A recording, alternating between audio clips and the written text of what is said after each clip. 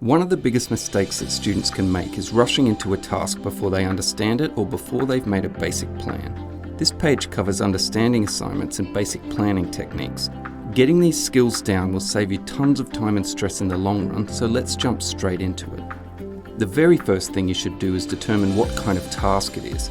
Each assignment type has its own structure, expectations and purpose.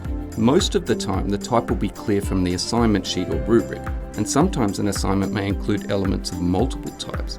By becoming familiar with the common assignment types, it'll be easier to plan your work, writing style and overall approach. There's a brief practice below. Once that's sorted, you should analyse the prompt or question in a focused way.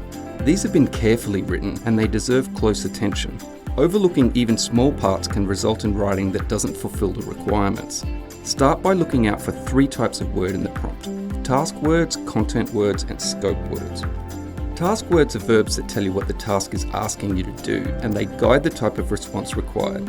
Discuss requires you to explore a topic by presenting multiple perspectives and considering each side. Content words indicate the paper's subject or focus. They tell you what you need to write about. In this case, you should focus on how social media affects students' studies both positively and negatively.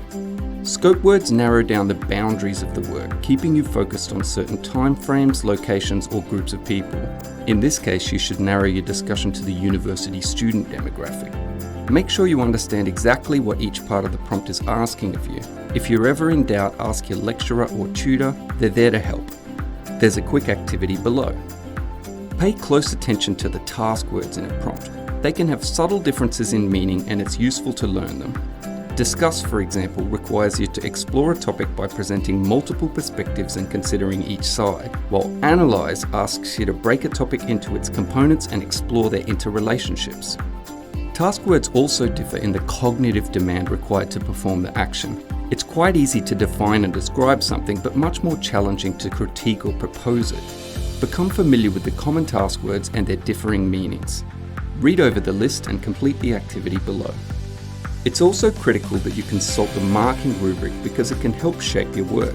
Rubrics may seem overwhelming, but they're actually your best friend, a map that shows you how to get the best grade possible. Rubrics show the criteria for assessing the task, and these aren't always weighted evenly. In this simple sample, you would get a grade for the information, the organisation, the vocabulary, the grammar, and the referencing. They also show the standards for assessing the task. It's very useful to become familiar with rubrics in the planning stage because they show what is valuable to the marker. They also give clues about how your work could be organised. Complete the activities below, and in the next section we'll learn how to do basic planning and outlining.